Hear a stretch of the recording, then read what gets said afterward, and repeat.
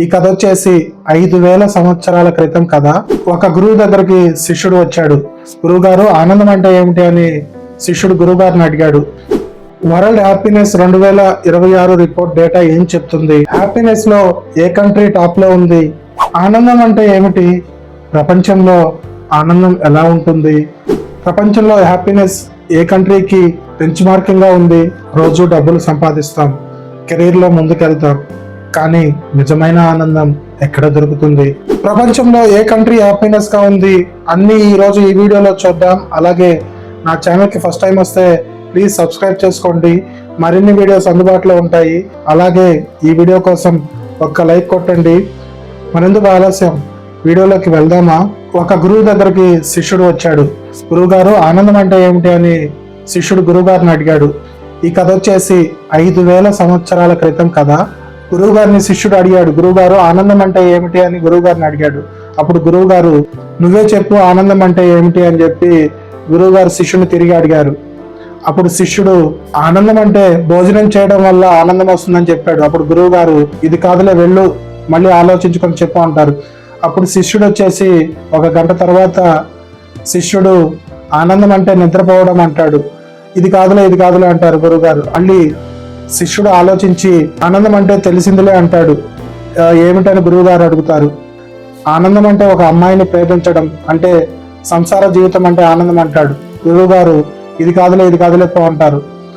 మళ్ళీ గురువు గారి దగ్గరికి వచ్చి, ఆనందం అంటే సంగీతం నేర్చుకోవడం అంటారు. ఇది కాదులే పో అంటారు. నాలెడ్జ్ని పెంచుకోవడం అంటాడు. ఇది కాదులే పో అంటాడు. ఇలా అడిగి 1, 2, 3 రోజుల తర్వాత శిష్యుడు గురువు గారి దగ్గరికి రాడు. గురువుగారు వాళ్ళ తల్లిదండ్రులు అడిగితే, మీ అబ్బాయి ఏడే అంటే, ఏమనండి, మాకు కూడా కనిపించట్లేదు, అటువైపు అడవిలోకి వెళ్ళినట్టు ఉన్నాడు అని చెప్పి అంటారు. అప్పుడు రాజు అందరూ కలిసి అడవిలోకి వెళ్తారు. అడవిలో ఒక గుడి పక్కన దిగుడు బావి ఉంటుంది. ఆ దిగుడు బావిలో కూర్చొని ఉంటాడు. అప్పుడు గురువు గారు శిష్యుని అడుగుతాడు, ఏమిట్రా, ఏమి కనబట్టలేదు, ఆనందం అంటే తెలిసిందా అని అడుగుతారు. అప్పుడు శిష్యుడు చెప్తాడు, ఏ సంతోషాన్ని పొందితే ఏది అక్కర్లేదు అనిపిస్తుందో అదే నిజమైన ఆనందం అని చెప్తాడు. మనం కూడా అనుకుంటాం, మనం ఏదైనా సాధిస్తే ఆనందం వస్తుందని, ఇంకొకటి సాధిస్తే మనం ఆనందం వస్తుందని. కానీ నిజమైన ఆనందం రాదు. అది కంటిన్యూషన్ ప్రాసెస్ లాగా జరుగుతూనే ఉంటుంది. ఏదైతే పొందితే ఇంకేదైతే అక్కర్లేదు అనిపిస్తుందో అదే నిజమైన సంతోషము, అదే నిజమైన ఆనందం అని చెప్పి చెప్తారు. ఇది సుమారు 5000 సంవత్సరాల క్రిందటి కథ. ఆనందం, హ్యాపీనెస్ అంటే కేవలం సంతోషం కాదు.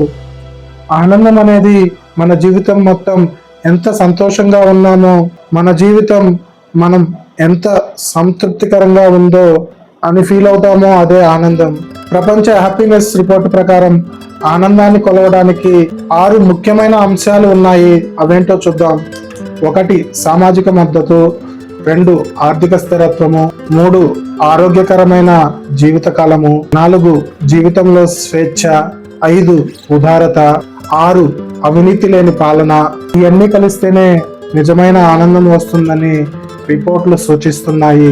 ఫిన్లాండ్ దేశం ప్రపంచంలోనే ఆనందంగా ఉండే దేశాలలో మొదటి స్థానంలో ఉంది. గత 9 సంవత్సరాలుగా ఫిన్లాండ్ దేశం టాప్ లోనే ఉంది. ఇక్కడ సామాజిక మద్దతు ఎక్కువగా ఉంటుంది, ఉదారత భావం ఎక్కువగా ఉంటుంది ఈ కంట్రీలో. అలాగే ఈ ఫిన్లాండ్ దేశంలో అవినీతి చాలా తక్కువగా ఉంటుంది. ఉచిత విద్య, ఆరోగ్య సంరక్షణ, ప్రకృతితో మమేకము, ఇవి ఫిన్లాండ్ ను అత్యంత సంతోషకరంగా ఉంచుతున్నాయి. సౌనా అడవులు, సరళమైన జీవితము, ఇది ఫిన్లాండ్ కి హ్యాపీనెస్ గా ఉండడానికి బెంచ్ మార్క్. టాప్ 2 దేశం ఏంటంటే ఐస్లాండ్. ఈ దేశంలో సామాజిక మద్దతు ఎక్కువగా ఉంటుంది. ఈ దేశం చిన్న దేశం కానీ ఒకరినొకరు సపోర్ట్ చేసుకుంటూ ఉంటారు. 3 Denmark. High standard of living, ఉదారతా భావం ఎక్కువగా ఉంటుంది డెన్మార్క్ దేశంలో. Costa Rica, Latin America.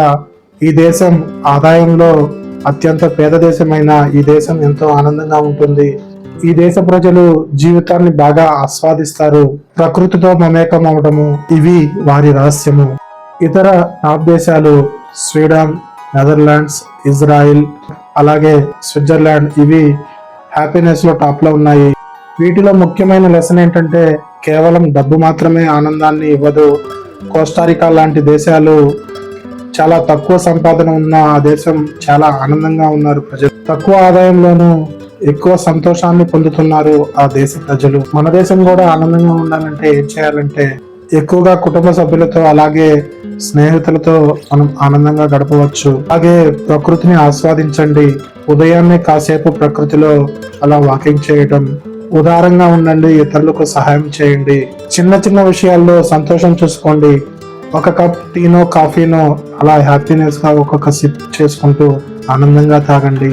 అలాగే కుటుంబ సభ్యులతో కలిసి భోజనం చేయడం లాంటివి చేస్తే మరింత ఆనందంగా సంతోషంగా ఉండవచ్చు.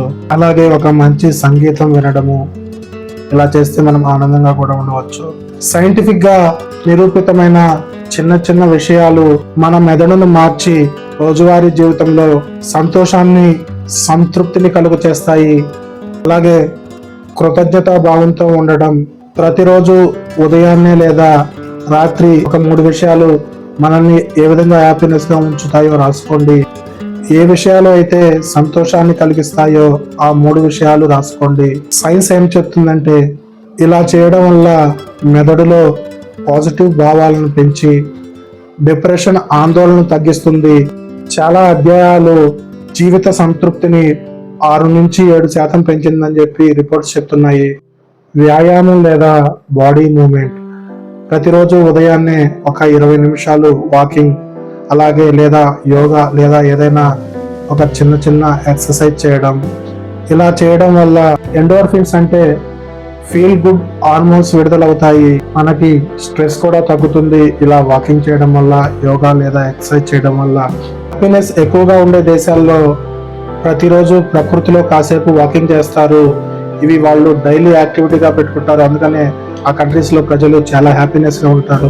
సామాజిక సంబంధాలు పెంచుకోవడం, కుటుంబంతో, స్నేహితులతో కలిసి నాణ్యమైన సమయాన్ని గడపండి. రోజుకి ఫ్రెండ్ తోనో కుటుంబ సభ్యులతో ఒక ఫోన్ కాల్ లేదా ఫేస్ టు ఫేస్ కన్వర్జేషన్ చేయండి. వాట్సాప్ వీడియో కాల్ ను ఏదో ఒకటి చేసి. ఒంటరితనం తగ్గితే ఆనందం మెరుగవుతుంది. ఉదారత, ఇతరులకు సహాయం చేయడం, చిన్న చిన్న పనుల ద్వారా, చిన్న చిన్న సహాయం ద్వారా మనం ఆనందాన్ని పొందవచ్చు. అలాగే ఏదైనా ఒక వీడియోనో ఏదైనా ఒక రీల్ చూస్తే కామెంట్ చేసి ప్రోత్సహించండి. ఇతరులకు ఖర్చు చేయడం లేదా సహాయం చేయడం వల్ల మనం ఆనందాన్ని పొందవచ్చు. మైండ్ ఫుల్నెస్ లేదా ధ్యానం, రోజుకి ఒక 5 నుంచి 10 నిమిషాలు శ్వాస మీద ధ్యాస పెట్టండి. ప్రస్తుత క్షణాన్ని ఆస్వాదించండి. ఇలా చేయడం వల్ల స్ట్రెస్ తగ్గి ఎంపతి పెరుగుతుంది. ప్రకృతిలో మమేకం అవ్వడం, బయటకు వెళ్ళి చుట్టూ ఉన్న చెట్లని, ఆకాశాన్ని, అలాగే ఒక 20 సెకండ్స్ లాంగ్ బ్రీత్ తీసుకోండి. మంచి క్షణాలను పూర్తిగా ఆస్వాదించండి. ఒక మంచి భోజనం, ఒక మంచి సూర్యోదయం ఎంతో కిక్కిస్తాయి. నిద్ర ఆరోగ్యకరమైన రొటీన్ గా చేయండి. రోజుకి 6 నుంచి 7 గంటలు లేదా 7 నుంచి 8 గంటలు ఖచ్చితంగా నిద్రపోవాలి. అలాగే ఉదయాన్నే హెల్దీ బ్రేక్ఫాస్ట్ చేయడం. సోషల్ మీడియాని తగ్గించడం వల్ల కూడా మనం ఆనందాన్ని పెంపొందించుకోవచ్చు. ఈ విషయాలు వారానికి ఒక్కటి ఎంచుకొని 21 డేస్ రెగ్యులర్గా ప్రాక్టీస్ చేస్తే మన జీవితంలో కూడా మార్పులు వస్తాయి. మీరు ఎటువంటి అలవాటును ఎంచుకుంటున్నారో కామెంట్ రూపంలో కామెంట్ చేయండి. అలాగే ఇప్పటికీ ఈ వీడియో సబ్స్క్రైబ్ చేసుకోకపోతే సబ్స్క్రైబ్ చేసుకోండి. ఈ వీడియో నచ్చిందని మీరు అనుకుంటే ఒక్క లైక్ కొట్టండి, మరింత మందికి బూస్ట్నిస్తుంది. ఇది ఈరోజు వీడియో.